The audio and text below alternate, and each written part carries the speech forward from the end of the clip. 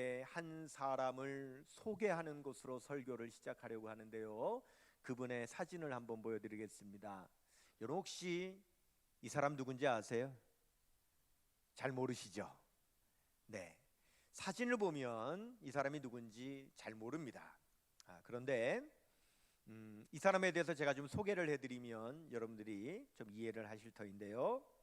이 사람은 노르웨이의 화가 에드바르 뭉크라고 하는 사람입니다. 1863년에 태어나서 1944년에 세상을 떠나는데, 이 사람은 잘 몰라도 이 사람이 그린 그림 한 점은 얼마나 유명한지 전 세계 가장 유명한 10점의 그림 중에 하나에 꼽힐 정도의 그림이고요. 이 그림은 미국 소더버 경매에서 얼마에 팔렸냐면 1335억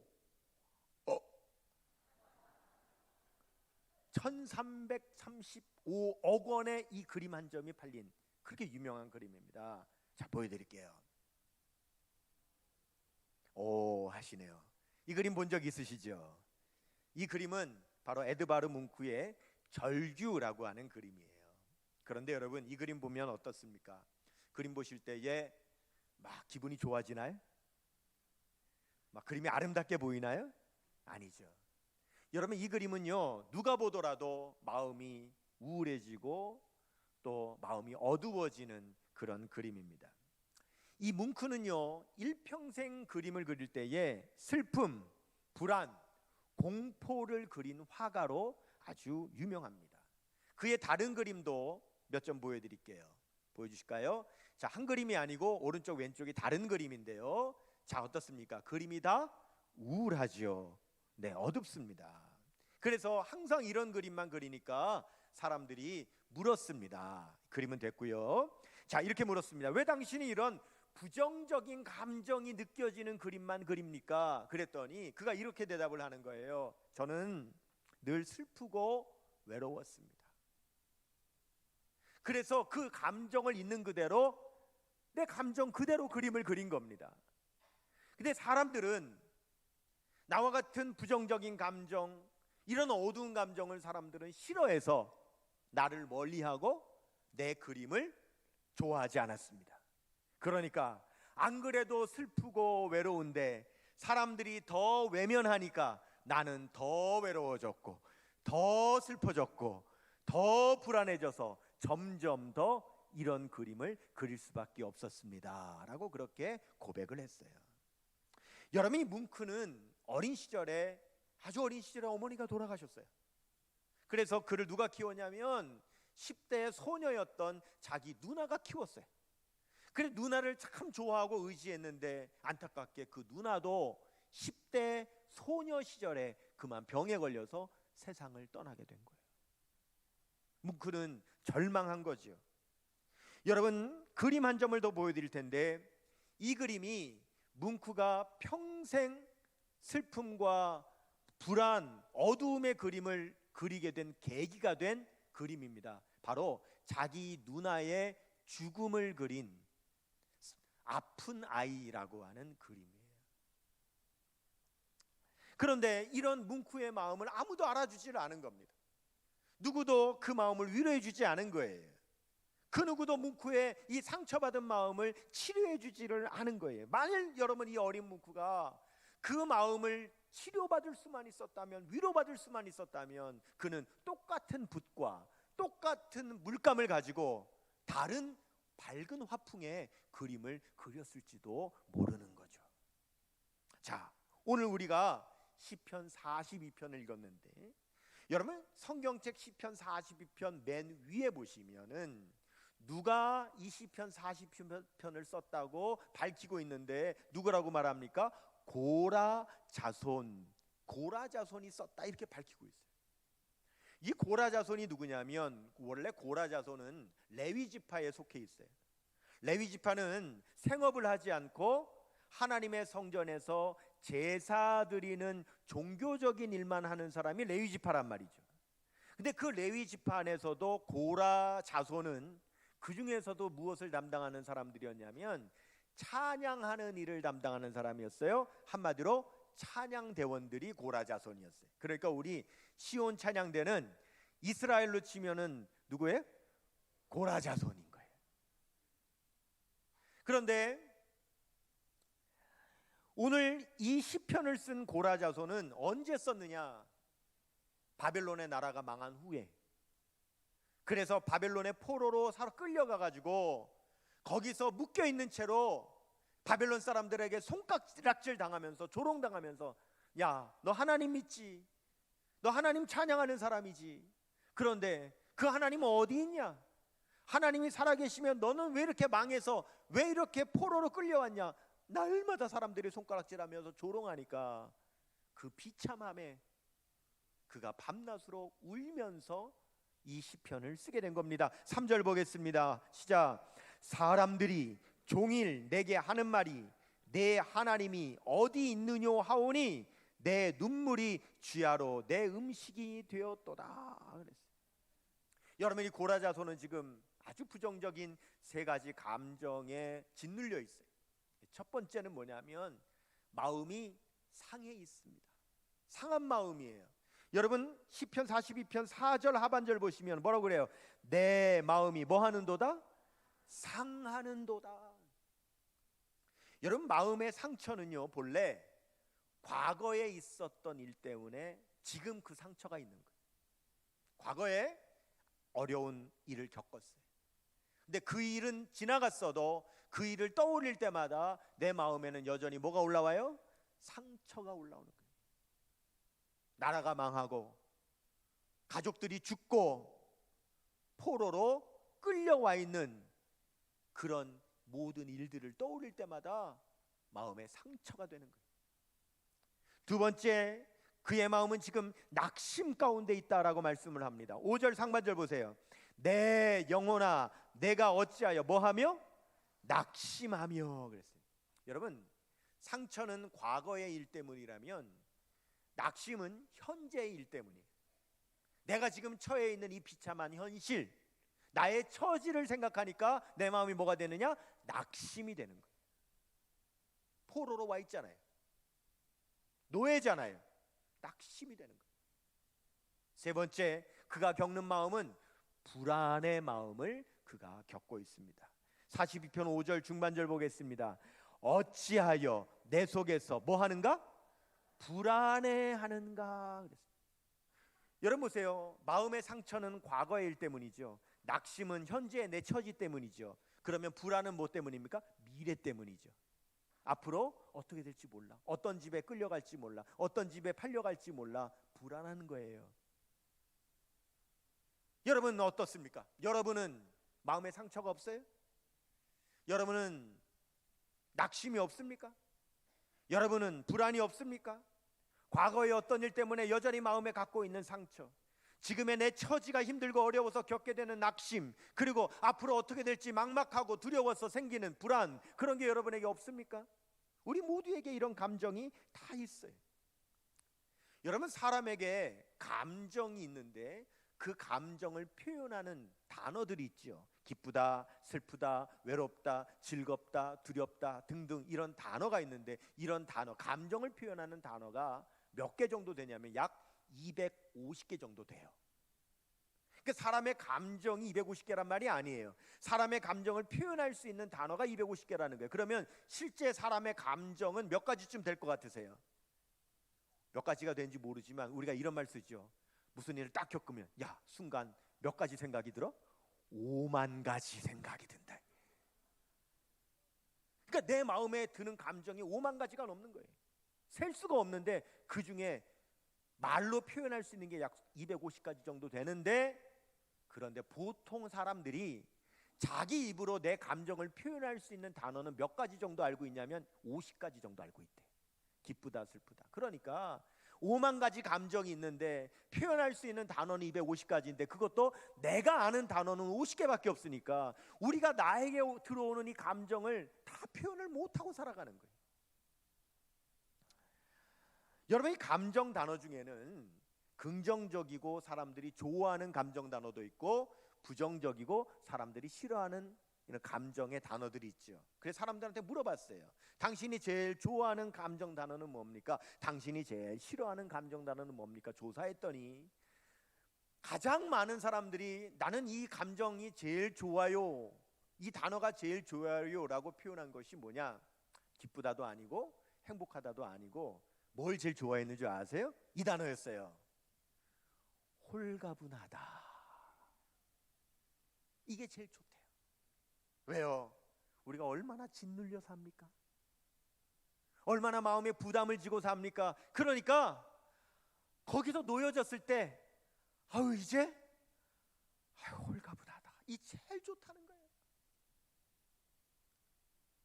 정말 빚에 눌려가지고 매달 이자 갚기 바쁘고 그렇게 허덕이다가 여러분 마지막 남은 빚 은행 가서 다 털고 나올 때 기분이 어때요? 홀가분한 거예요. 홀가분한, 너무 좋은 거예요. 군대 간 자녀가 있기 싫은 군대 견디다가 전역하고 부대문 다 나올 때 홀가분한 거예요. 홀가분한 거예요. 그게 제일 좋다는 거예요.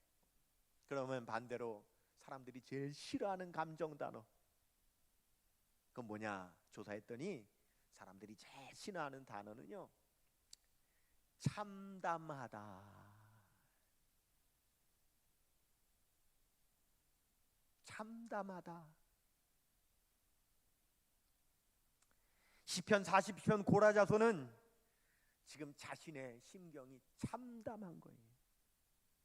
그런데 그 참담한 심경을 오늘 말씀에 다 드러냅니다.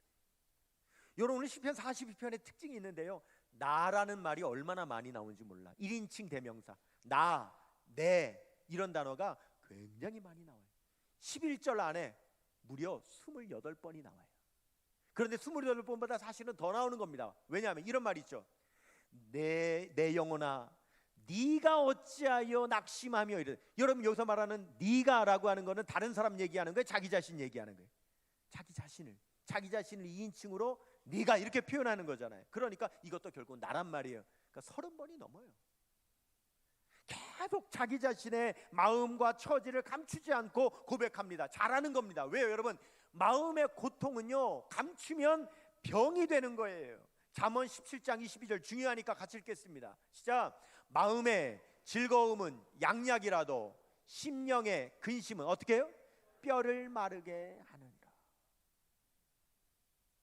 사람은 긍정적일 때도 있어요. 하지만 부정적일 때도 있는 거예요. 좋을 때도 있지만 싫을 때도 있는 거예요. 기쁨과 슬픔, 사랑과 미움, 행복과 불행은 항상 같이 있는 거예요. 여러분, 이 세상에 빛만 있습니까? 아니요. 어두움도 있는 거예요. 빛이 있으면 그림자도 있는 거예요. 하나님께서 천지 창조하셨을 때 첫째 날 만드신 게 뭡니까? 제일 처음 만드신 거 빛. 처음에 만드신 게 뭐예요? 빛이라니까. 제일 처음에 만드신 거 뭐예요? 빛을 만드셨어요. 그런데 첫째 날 말씀을 자세히 읽어보면 빛을 만드셨다라고 끝나지 않고 빛과 어두움을 나누셨다 이렇게도 말씀하세요. 이건 뭘 의미합니까? 하나님은 빛을 만드시면서 그 빛이 비춰진 곳에는 반드시 그 반대편에 뭐가 생기도록? 그림자가 생기도록 만드셨어요. 하나님은 첫째 날 빛만 만드신 것이 아니라 그림자도 같이 만드셨어요. 왜 우리가 하나님은 빛만 만드셨다고 생각합니까? 그림자도 만드셨어요. 그럼 하나님은 왜 빛만 만드시지 않고 그림자도 만드셨느냐? 여러분 보십시오. 빛과 그림자가 같이 있어야 모든 만물의 형태가 구별되는 거예요. 빛만으로는 안 되는 겁니다. 여러분, 남극을 탐험하는 탐험대원들이요, 절대 오늘은 나가면 안 된다, 꼼짝하면 안 된다라고 제일 위험하게 생각하는 날씨가 있어요. 그 날씨가 화이트아웃 현상이 일어난 날씨라고 그래요. 화이트아웃이 뭐냐? 여러분, 남극에 햇볕이 비치잖아요. 그러면 바닥이 다 빙하로 돼 있지 않습니까? 그러니까 이 햇빛이 반사가 돼요. 거의 다 반사가 돼서 올라가는데 위엔 구름이 있지 않습니까? 그 구름에 비쳐서 또 반사가 돼요. 그러면 계속 비쳤다가 반사됐다가가 사방으로 계속되는 거예요. 그래서 사방으로 난반사가 되면은요, 뭐가 사라지느냐? 그림자가 사라지는 거예요. 그림자가 사라지면 아무것도 구별이 안 되는 겁니다. 왜? 그림자가 없으니까. 산인지 골짜기인지 알 수가 없는 거예요. 여러분, 산이 산으로 보이는 이유는 한쪽에 빛이 있고 한쪽에 그림자가 지니까 산으로 보이는 거지, 빛만 있으면 산인 줄 몰라요. 골짜기 계곡이 계곡으로 보이는 것도 한쪽에는 빛이 비치고 한쪽에는 그림자가 지니까 계곡인 줄 아는 것이지, 빛만 있으면 계곡인 줄 몰라서 가다가 떨어져 죽는 거예요. 산을 산으로 알고 계곡을 계곡으로 알 수 있도록 하나님께서는 빛도 만드셨지만 반드시 그 곁에 같이 그림자도 만드셨다라고 하는 사실이에요. 우리 교회가 지금 새벽기도 시간에 욥기를 묵상해요. 여러분, 욥은요 하나님도 인정하시고 자랑하는 의인이었어요. 근데 그 욥에게 엄청난 고난이 왔죠. 사탄이 그의 모든 소유를 뺏어갔어요. 그리고 그의 몸도 쳤는데 머리부터 발끝까지 종기가 나가지고 얼마나 가려운지 그릇 조각으로 몸을 벅벅 긁으니까 온몸이 퉁퉁 부어가지고 친구들도 못 볼 정도가 됐어요. 욥은 욥기 3장에서 너무 고통스러우니까 그런 자기 자신을요 저주를 하는데, 내가 엄마 뱃속에서 안 생겨났더라면, 내가 엄마 뱃속에 생겨났더라도 낙태가 됐더라면, 아니 태어나다가 죽었더라면 좋았을 텐데 왜 내가 이 세상에 나와서 지금 이런 고통을 겪는가. 자기 자신의 태어남을 저주합니다. 그리고 지금이라도 어떻게 죽어서 내가 이 고통을 끊을 수 있을까, 그 고민을 하는 거예요. 욥기 3장 24절로 26절 같이 읽을게요. 시작. 나는 음식 앞에서도 탄식이 나며 내가 앓는 소리는 물이 쏟아지는 소리 같구나. 내가 두려워하는 그것이 내게 임하고 내가 무서워하는 그것이 내 몸에 미쳤구나. 나에게는 평온도 없고 안일도 없고 휴식도 없고 다만 뭐만 있대요? 불안만이 있구나. 이게 욥의 욥기 3장의 형편이에요. 근데 여러분, 우리가 반드시 알아야 될 게 있어요. 욥기가요 3장만 있는 게 아니에요. 욥기가 42장까지 있어요. 욥기 42장 끝난 이후에도 욥은 살았습니다. 우리가 인생을 살면 외로울 때 있습니다. 슬플 때 있습니다. 불안할 때 있습니다. 두려울 때 있습니다. 낙심할 때도 있습니다. 인생을 살다 보면 어느 날은 욥처럼 나도 차라리 생겨나지 않았었으면 좋았을 뻔, 엄마 뱃속에서 낙태되었으면 좋았을 뻔, 낳다가 죽었으면 좋았을 걸, 아니 지금이라도 죽어서 이 고통에서 벗어났으면 좋겠다. 우리가 인생 살다가 그럴 때가 반드시 있어요. 근데 여러분, 살아보니까 어떻든가요? 더 놀라운 사실은 그 모든 일들이 영원하지 않더라는 거예요. 지나가더라는 거예요. 여러분, 즐거움도 오지요. 그런데 그게 오래 가던가요? 지나가요. 그 다음에 고통이 오지요. 그런데 영원히 고통이 되던가요? 아니요, 그것도 지나가죠. 바닷가의 해변에 파도가 밀려온 다음에 또 안 밀려오던 적이 있던가요? 한번 밀려오면 또 밀려오고 끝없이 밀려오는 겁니다. 여러분이 지독한 감기를 앓고 난 다음에 다시 감기가 안 오던가요? 감기는 또 오는 겁니다. 오면 지나가는 거예요. 저는 아이들을 어느 정도 키워서 다 직장 생활을 합니다. 타지에 나가 있어요. 그러다 보니까 주중에 저하고 제 아내하고 둘이 있고, 아이들도 매주 올라올 수 있는 것도 아니고 어쩌다 이렇게 오니까 아이들을 잘 못 봐요. 그런데요, 여러분들도 다 그러시겠지만요, 애들이요 보고 싶어요. 그래서 이렇게 함께 가족이 다 모이면 그 시간이 너무 아까워요. 어디 드라이브라도 한번 하면은요, 내 식구가 차를 타고 어디 드라이브 할 때 저는요 이 시간이 너무 좋아서 막 느끼려고 그래. 이 시간 너무 좋다. 이 시간이 안 끝났으면 좋겠다. 막 느끼려고 그래. 막 느끼는데 금방 가버려. 그 시간 금방 가버리고 애들 또 갔어.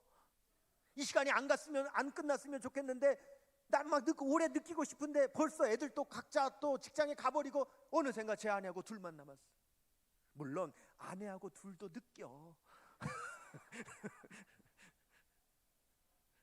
아내하고 둘만 있는 시간도 좋게 느끼려고 하는데 아이들이 오면 더 좋고 더 느끼고 싶지만 근데 그 시간도 금방 가. 전도서 7장 14절 너무 중요한 말씀이니까 같이 읽겠습니다. 시작. 형통한 날에는 기뻐하고 곤고한 날에는 되돌아보아라. 이 두 가지를 하나님이 병행하게 하사 사람이 그 장래일을 능히 헤아려 알지 못하게 하셨느니라. 아멘. 하나님은 기쁨과 슬픔, 즐거움과 고통을 병행하여 주셨대요. 계속 번갈아가면서 계속 오게 하셨다는 거예요. 근데 왜 이렇게 주셨느냐? 그 이유는 능히 헤아려 장래일을 알지 못하게 하려 하심이니라 그랬어요. 근데 여러분 이걸 잘 사람들이 오해하는 것 같아요. 무슨 뜻인지를. 이게 무슨 뜻입니까? 기쁨이 왔다가 슬픔이 왔다가 계속 기쁨만 오는 것도 아니고 계속 슬픔만 오는 것도 아니고 이번에 기쁨 왔는데 잠깐 있다 가버리고 이번에 슬픔이 왔는데 안 끝날 것 같이 하루가 천년같이 괴롭지만 또 시간이 지나면 어째가 또 지나갔고 이런 일을 일생 반복하게 하셨다는 거예요. 그 이유가 장래일을 헤아려 능히 알지 못하게 하셨다. 이게 무슨 말이냐? 이 말은 자 보세요. 지금 여러분이 겪고 있는 그 상황 때문에 그것이 내 인생의 전부라고 장담하지 말라는 거예요. 지금 내가 겪는 이 일이 힘들고 어려울 수 있잖아요. 그런데 그렇다 그래서 그게 내 인생의 전부라고 확정하지 말라는 거예요. 그래서 장래일을 능히 헤아려 알지 못하게 하셨다는 말이 모르게 하셨다는 말이 아니라 뭡니까? 너는 모르는 거니까 뭐 하지 말라? 장담하지 마. 지금 힘들다고 그것이 네 인생의 끝이라고 장담하지 마. 지금 즐겁다고 영원히 그렇게 될 거라고 확정하지 마. 하나님 그렇게 만드셨다는 거예요. 그러므로 우리가 어떻습니까? 장담하면 어떻게 되죠? 확정하면 어떻게 되죠? 후회하죠. 아이고 내가 뭐하러 다 끝난 것처럼 그렇게 낙심했을까? 내가 영원히 잘 나갈 것처럼 내가 왜 그렇게 교만했을까? 확정하면, 장담하면 반드시 후회하게 돼 있습니다. 그러므로 중요한 문제는 뭐냐? 매 순간순간 번갈아 오는 내 인생에 좋고 싫고 기쁘고 슬프고 햇빛이 졌다가 그늘이 졌다가 하는 인생에 번갈아 가면서 수없이 밀려오는 그 매 순간순간마다 결국은 그때마다 내가 무엇을 했느냐가 중요한데, 고라자손은 무엇을 했는가? 어떻게 살았는가? 고라자손은 그 모습 그대로 가지고 하나님 앞에 나아갔습니다. 6절 보겠습니다. 시작. 6절 시작. 내 하나님이여 내 영혼이 내 속에서 낙심이 되므로 내가 요단 땅과 헤르몬과 미살 산에서 주를 기억하나이다. 9절 봅니다. 내 반석이신 하나님께 말하기를 어찌하여 나를 잊으셨나이까? 내가 어찌하여 원수의 압제로 말미암아 슬프게 다니나이까 하리로다. 아멘. 고라자손은 낙심된 마음 그대로 가지고 하나님 앞에 나아갔다. 불안한 마음 그대로 가지고 하나님 앞에 나아갔다. 여러분, 우리가 하나님 앞에 나아갈 때요 가장 잘못된 모습이 있어요. 그게 뭐냐? 아닌 척하는 거예요. 하나님 앞에 아닌 척하는 거예요. 여러분, 사람 앞에는 아닌 척할 수 있어요. 부모가 자녀 앞에 아닌 척할 수 있어요. 남편이 아내 앞에 아닌 척 할 수 있어요. 근데 하나님 앞에는 아니라는 거예요. 하나님 앞에는 아닌 척 하지 말고 그대로 나아가는 거예요. 아프면 아프다고, 힘들면 힘들다고, 포기하고 싶으면 포기하고 싶다고, 죽고 싶으면 죽고 싶다고 아닌 척 하지 말고 그 마음, 그 모습 그대로 다 가지고 내가 그렇다고 하나님 앞에 그대로 나아가는 거예요. 내 모습 이대로 주 받아 주소서. 날 위해 돌아가신 주, 날 받아주소서.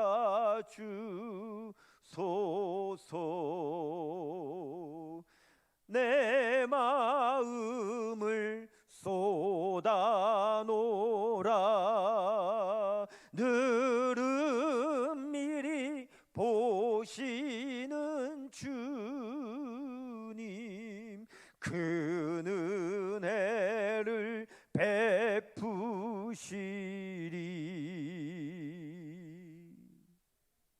고라자손은 그렇게 하겠다고 결심한 거예요. 자신의 처지가 마음의 상처요 낙심이며 불안으로 가득하지만, 슬픔과 괴로움으로 가득하지만 그대로 하나님 앞에 나아가서 내 하나님 앞에 다 쏟아놓겠다는 거예요. 8절 보겠습니다. 낮에는 여호와께서 그의 인자하심을 베푸시고 밤에는 그의 찬송이 내게 있어 뭐라고요? 생명의 하나님께 뭐 하리로다? 기도하리로다. 여러분, 오늘 설교가 결론이 너무 뻔하죠. 또 뭐 하래? 기도하래. 결론이 뻔해. 근데 여러분, 이 결론 제가 만든 거예요? 이 방법을 제가 만든 거예요? 아니요. 우리를 창조하신, 우리를 누구보다 잘 아시는, 우리를 누구보다 사랑하시는 하나님이 만드신 결론이요 방법인 겁니다. 여러분, 멋진 정장 신사복 사 입으려고요, 나한테 잘 맞고 잘 멋진 거 좀 사 입어보려고 이 양복점 저 옷가게 아무리 찾아다녀봐야 소용없어요. 여러분, 아무리 그래봐야 결론은 버킹검이에요.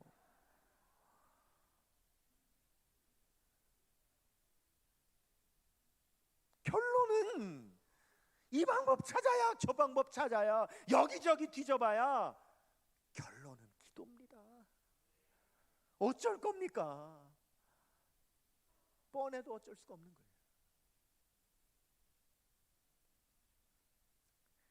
여러분 자신에게 그 결론을 선포하십시오. 42편 11절 봅니다. 시작.